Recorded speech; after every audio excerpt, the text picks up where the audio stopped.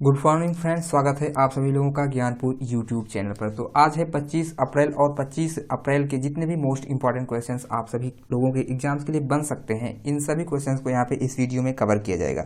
हम डेली जो है डिस्कस करते हैं करंट अफेयर्स के क्वेश्चंस को और उसके साथ में मोस्ट इंपॉर्टेंट स्टैटिक फैक्ट्स को। तो पूरा वीडियो आप लोग ध्यान से देखिएगा। इसके साथ ही साथ अगर आप लोगों ने यूट्यूब चैनल ज्ञानपुर को सब्सक्राइब नहीं किया है तो सब्सक्राइब कर लीजिए और ज़्यादा से ज़्यादा अपने फ्रेंड्स में इसे शेयर कीजिए। तो चलिए आज के पहले क्वेश्चंस को हम यहाँ पे डिस्कस कर लेते हैं। फर्स्ट क्वेश्चन दिया हुआ है, हाल ही में जारी वैश्विक प्रेस स्वतंत्रता सूचकांक 2020 यानी वर्ल्ड प्रेस फ्रीडम इंडेक्स 2020 में भारत कौन से स्थान पर रहा है। तो कौन सा स्थान भारत ने प्राप्त किया है, तो 142 यानी ऑप्शन नंबर यहाँ पे डी बिल्कुल करेक्ट हो जाएगा। तो भारत का स्थान रहा है 142वां यानी वर्ल्ड प्रेस फ्रीडम इंडेक्स 2020 में भारत को इस बार जो है 142वां स्थान प्राप्त हुआ है। इससे रिलेटेड कुछ इंपॉर्टेंट पॉइंट्स को यहाँ पे हम डिस्कस कर लेते हैं। तो दिया हुआ है वैश्विक प्रेस स्वतंत्रता सूचकांक यानी 2020 की जो रिपोर्ट है उसे आउट कर दिया गया है, यानी विदाउट बोर्ड्स द्वारा जारी किया गया है। तो इसे कौन जारी करता है, तो विदाउट बोर्ड्स, है ना। अब बात कर लेते हैं इसमें टॉप के कौन से कंट्रीज यानी टॉप के कौन से देश रहे हैं। तो फर्स्ट स्थान पर इस बार जो है नॉर्वे रहा है, दूसरा स्थान मिला है फिनलैंड को और तीसरे स्थान पर रहा है डेनमार्क। ओके, नेक्स्ट पॉइंट है भारत जो है 2 स्थान नीचे उतरकर 142वें स्थान पर आ गया है ना। यानी कि इस बार जो है भारत की स्थिति थोड़ी सी खराब हुई है, 2 स्थान नीचे उतरकर 142वें स्थान पर आ गया है और पिछले साल जो है इसका स्थान 140वें पर था। ठीक है ना, चीज़ें क्लियर हुई होंगी। अब बढ़ते हैं नेक्स्ट क्वेश्चन की ओर। नेक्स्ट क्वेश्चन यहाँ पे हो जाता है, हाल ही में राष्ट्रीय पंचायती राज दिवस यानी नेशनल पंचायती राज डे कब मनाया गया है। तो यह मनाया गया है 24 अप्रैल को, यानी ऑप्शन नंबर यहाँ पे डी बिल्कुल करेक्ट हो जाएगा। चलिए देख लेते हैं कुछ इंपॉर्टेंट पॉइंट्स के बारे में। तो इस दिवस को मनाने का जो उद्देश्य है, क्यों मनाया जाता है पंचायती राज दिवस, तो 73वां संविधान संशोधन अधिनियम जो है वह 1992 में किया गया था, जो कि 24 अप्रैल 1993 से लागू कर दिया गया था। तब से संविधान द्वारा देश में पंचायती राज को मान्यता मिली और इसीलिए हर वर्ष जो है 24 अप्रैल को राष्ट्रीय पंचायती राज दिवस मनाया जाता है ना। चलिए ये डेट मोस्ट इंपॉर्टेंट है, आप लोगों को याद कर लेना है। और ये जो 73वां संविधान संशोधन अधिनियम 1992 में किया गया है, ये भी आप लोगों को पता होना चाहिए। अब बढ़ते हैं कुछ रिलेटेड इंपॉर्टेंट फैक्ट्स देख लेते हैं। अप्रैल मंथ में जितने भी इंपॉर्टेंट दिवस मनाए जाते हैं उनको हम एक नज़र में यहाँ पे कवर करने वाले हैं। तो 1 अप्रैल को हमने मनाया है उत्कल यानी ओडिशा दिवस। 2 अप्रैल को हमने मनाया है विश्व आत्म केंद्रित जागरूकता दिवस। बात करेंगे अगर 5 अप्रैल की, तो हमने मनाया है राष्ट्रीय समुद्री दिवस। अब बढ़ते हैं आगे, बात करेंगे अगर हम 6 अप्रैल की, तो हमने मनाया है अंतर्राष्ट्रीय खेल दिवस। 7 अप्रैल को हमने मनाया है विश्व स्वास्थ्य दिवस। 10 अप्रैल की अगर बात करते हैं तो विश्व होम्योपैथी दिवस मनाया गया है। 14 अप्रैल को हमने मनाया है भीमराव अंबेडकर जयंती दिवस। ठीक है ना। 18 अप्रैल को विश्व विरासत दिवस मनाया गया है और 21 अप्रैल को सिविल सेवा दिवस मनाया गया है। 22 अप्रैल को, जो कि मोस्ट इंपॉर्टेंट डे हो जाता है, विश्व पृथ्वी दिवस मनाया जाता है और 23 अप्रैल को मनाया जाता है विश्व पुस्तक एवं कॉपीराइट दिवस। बात करेंगे 24 अप्रैल की, तो 24 अप्रैल को हमने मनाया है राष्ट्रीय पंचायती दिवस और 25 अप्रैल यानी आज के दिन हम मनाएंगे विश्व मलेरिया दिवस। मोस्ट इंपॉर्टेंट डे है, ये भी आप लोगों को याद होना चाहिए। बात करेंगे 29 अप्रैल की, तो मनाया जाता है अंतर्राष्ट्रीय नृत्य दिवस। तो आई होप कि यहाँ पे सभी जितने भी इंपॉर्टेंट डेज थे अप्रैल मंथ के वहाँ पे क्लियर कर दिया गया। अब बढ़ते हैं नेक्स्ट क्वेश्चन की ओर। नेक्स्ट क्वेश्चन यहाँ पे दिया हुआ है, केंद्रीय स्वास्थ्य मंत्री ने किस कंपनी के साथ कोविड-19 इंडिया सेवा नामक आधिकारिक इंटरैक्टिव प्लेटफॉर्म लॉन्च कर दिया गया है। तो यह लॉन्च किया है ट्विटर ने, यानी ऑप्शन नंबर यहाँ पे ए बिल्कुल करेक्ट हो जाएगा। चलिए कुछ इंपॉर्टेंट पॉइंट्स के बारे में यहाँ पे हम डिस्कस कर लेते हैं।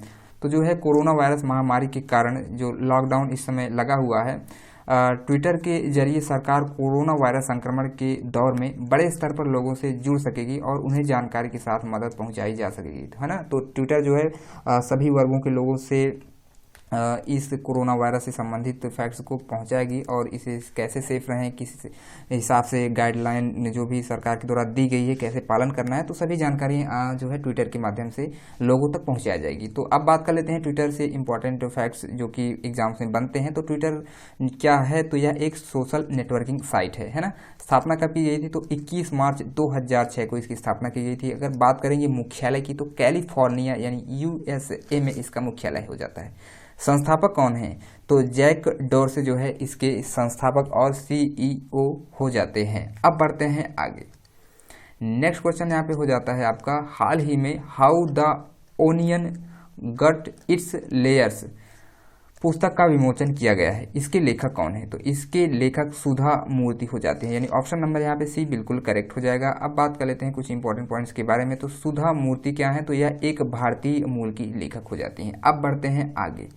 नेक्स्ट क्वेश्चन यहाँ पे दिया हुआ है, किस राज्य सरकार ने तिरंगा पहल के तहत रैपिड स्क्रीनिंग शुरू की है? तो केरल राज्य की सरकार के द्वारा जो है रैपिड स्क्रीनिंग सेवा शुरू कर दी गई है, यानी ऑप्शन नंबर डी बिल्कुल यहाँ पे करेक्ट हो जाएगा। अब बढ़ते हैं कुछ इंपॉर्टेंट पॉइंट्स की ओर। तो केरल के प्रशासन ने जो है कोविड-19 लक्षणों की तेजी से जांच करने के लिए तिरंगा नामक एक वाहन लॉन्च किया है। तिरंगा होता क्या है? तो टोटल इंडिया रिमोट एनालिसिस निरोग्य अभियान हो जाता है ये आपका तिरंगा, है ना। अब बात करेंगे यहाँ पे केरल राज्य से इंपॉर्टेंट पॉइंट्स के बारे में। तो राजधानी केरल की क्या है? तो तिरुअनंतपुरम यहाँ की राजधानी हो जाती है। मुख्यमंत्री कौन है? तो पिनरई विजयन यहाँ के मुख्यमंत्री हो जाते हैं। किस पार्टी से हैं ये पिनरई विजयन? तो ये भारतीय कम्युनिस्ट पार्टी से हैं। गवर्नर यहाँ के आरिफ मोहम्मद खान है केरल के। अब बढ़ते हैं आगे। और भी कुछ फैक्ट्स हैं आपके केरल राज्य से। तो केरल के उच्च न्यायालय के जो मुख्य न्यायाधीश हैं एस मणि कुमार जी हैं। केरल के दो पड़ोसी राज्य कौन से हैं? तो तमिलनाडु, कर्नाटका, ये केरल के दो पड़ोसी राज्य हो जाते हैं। बात करेंगे लोकसभा सीटों की, तो 20 सीटें यहाँ पे लोकसभा के लिए हैं और राज्यसभा के लिए यहाँ पे 9 सीटें हो जाती हैं। विधानसभा की बात करेंगे तो 140 सीटें यहाँ पे विधानसभा के लिए हैं। अब बढ़ते हैं आगे। नेक्स्ट क्वेश्चन आपका हो जाता है यहाँ पे, हाल ही में किसकी पुस्तक ने विलियम ई कॉल्बी पुरस्कार जीता है? तो एडम हिगिन बोटम ने जो है यह ई कॉल्बी पुरस्कार जीत लिया है, यानी ऑप्शन नंबर ए यहाँ पे बिल्कुल करेक्ट हो जाएगा। चलिए कुछ इंपॉर्टेंट पॉइंट्स के बारे में यहाँ पे डिस्कस कर लेते हैं।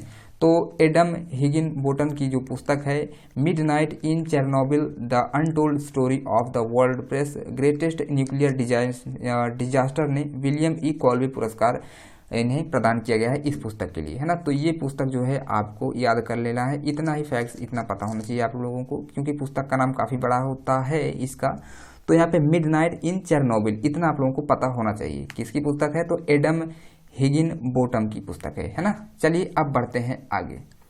नेक्स्ट क्वेश्चन यहाँ पे दिया हुआ है, किस राज्य को आधिकारिक रूप से कोरोना मुक्त घोषित किया गया है? तो गोवा राज्य को जो है कोरोना मुक्त आधिकारिक रूप से अब घोषित कर दिया गया है, यानी ऑप्शन नंबर यहाँ पे सी बिल्कुल करेक्ट हो जाएगा।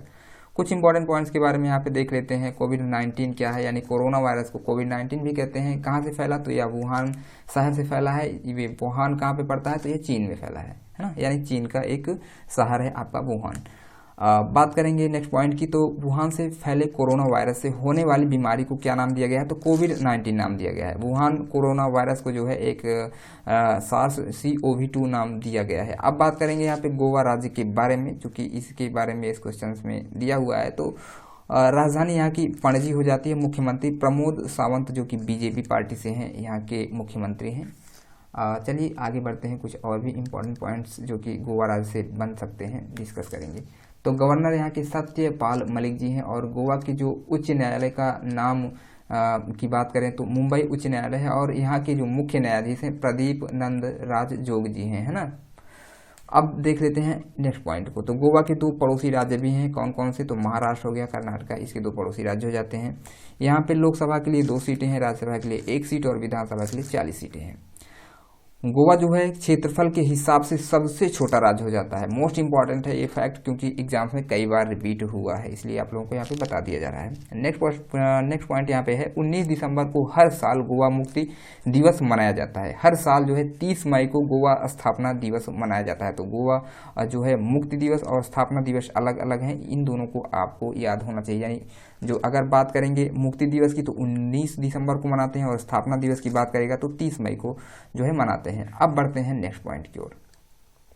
और नेक्स्ट क्वेश्चन यहाँ पे दिया हुआ है, किस राज्य सरकार ने ऑनलाइन कोचिंग प्लेटफॉर्म यानी गेट सेट गो का शुभारंभ किया है? तो कर्नाटक राज्य के सरकार के द्वारा जो है online coaching platform get set go का शुभारंभ कर दिया गया है, यानी ऑप्शन नंबर यहाँ पे ए बिल्कुल करेक्ट हो जाएगा। चलिए अब बात कर लेते हैं कुछ इंपॉर्टेंट पॉइंट्स के बारे में।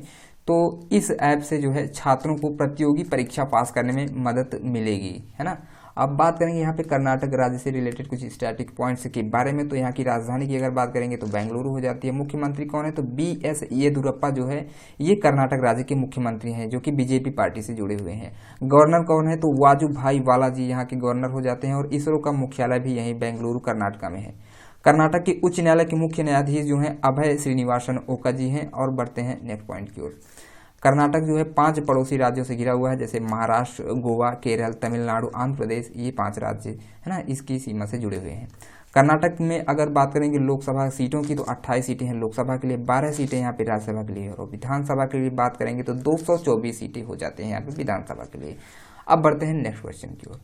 नेक्स्ट क्वेश्चन यहाँ पे दिया हुआ है, हाल ही में सिटी यूनियन बैंक की यानी MD एंड CEO किसे नियुक्त किया गया है, तो सिटी यूनियन बैंक के जो है अभी नए MD एंड CEO नियुक्त किए गए हैं N कामाकोदी, है ना। तो क्या नाम है इनका, तो N कामाकोदी इनका नाम है, यानी ऑप्शन नंबर यहाँ पे डी बिल्कुल करेक्ट हो जाएगा। देख लेते हैं इनसे रिलेटेड कुछ इंपॉर्टेंट पॉइंट्स के बारे में।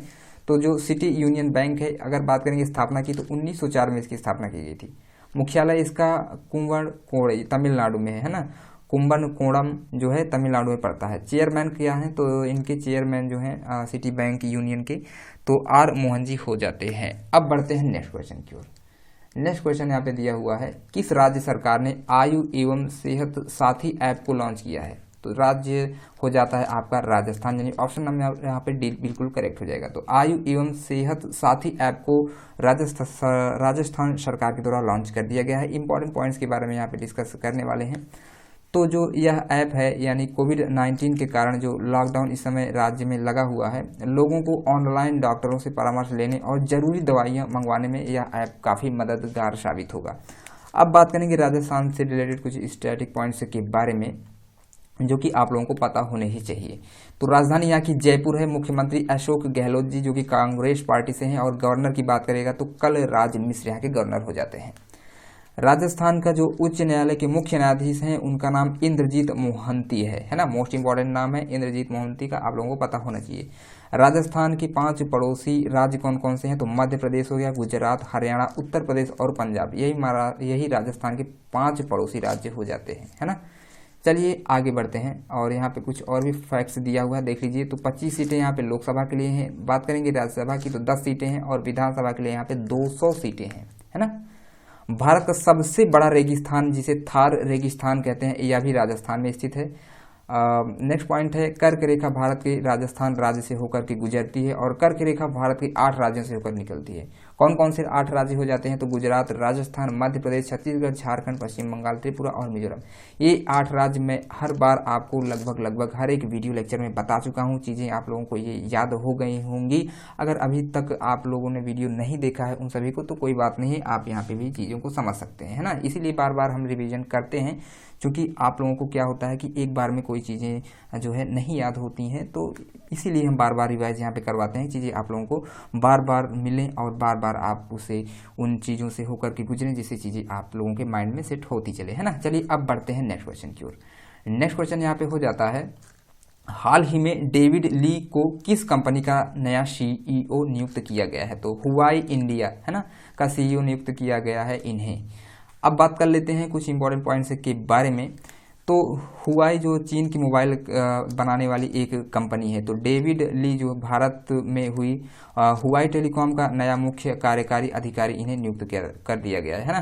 कहाँ की है, तो चीन की है यह हुआई, और डेविड ली जो है भारत में इसके जो है अब मुख्य कार्यकारी अधिकारी बन जाएंगे। अब बात करेंगे हुआई के बारे में कुछ इंपॉर्टेंट फैक्ट्स की। तो स्थापना कब की गई थी, तो 1987 में इसकी स्थापना की गई थी। मुख्यालय कहाँ पे है, तो शेंजेन जो कि चीन में पड़ता है इसका मुख्यालय। और वैश्विक CEO कौन है, तो रेन झेंगफेई इसके वैश्विक CEO हो जाते हैं। वैश्विक का मतलब पूरे वर्ल्ड लेवल के CEO है ना, तो रेन झेंगफेई हैं।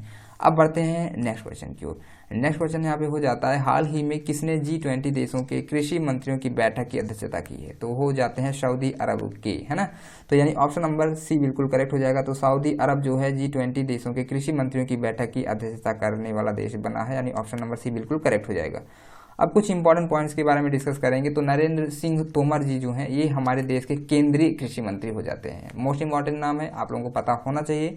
अब बात करेंगे G20 देशों के बारे में। तो जो G20 वित्तीय और आर्थिक मुद्दों पर अंतर्राष्ट्रीय सहयोग के लिए मुख्य मंच तथा वैश्विक आर्थिक प्रशासन के लिए प्राथमिक मंच हो जाता है। तो यानी पे यहाँ पर क्या होता है कि आर्थिक मुद्दों और अंतर्राष्ट्रीय के जितने भी मुद्दे होते हैं यहाँ पे हल किए जाते हैं। अब बात करेंगे G20 के फुल फॉर्म की। तो ग्रुप ऑफ 20 होता है G20 का फुल फॉर्म। अगर बात करेंगे G20 में कितने देश हैं, तो 19 देश हैं और इसमें यूरोपियन संघ का पूरा समूह भी शामिल हो जाता है। स्थापना इसकी 26 सितंबर 1999 में की गई थी और भारत जो है G20 का हिस्सा है ना। तो हमारा इंडिया भी जो है G20 का हिस्सा बना हुआ है। अब बढ़ते हैं नेक्स्ट क्वेश्चन की ओर। इससे पहले यहाँ पे सऊदी अरब के बारे में थोड़ा सा डिस्कस कर लेते हैं। तो सऊदी अरब जो है एशिया महाद्वीप में स्थित है। राजधानी यहाँ की क्या है, तो रियाद हो जाती है। मोस्ट इंपॉर्टेंट है सऊदी अरब की राजधानी, एग्जाम्स में पूछा जाता है। करेंसी यहाँ पे सऊदी रियाल चलती है और प्रधानमंत्री का क्या जो है अगर पूछ लेता है क्या नाम है, तो शाह सलमान यहाँ के प्रधानमंत्री यानी पीएम हो जाते हैं। अब बढ़ते हैं नेक्स्ट क्वेश्चन की ओर। नेक्स्ट क्वेश्चन यहाँ पे दिया हुआ है, किसने कोविड-19 इंडिया सेवा पोर्टल शुरू किया है। तो स्वास्थ्य मंत्रालय के द्वारा जो है कोविड इंडिया सेवा शुरू किया गया है, यानी ऑप्शन नंबर यहाँ पे भी बिल्कुल करेक्ट हो जाएगा। अब कुछ इंपॉर्टेंट पॉइंट्स हम यहाँ पे देखने वाले हैं।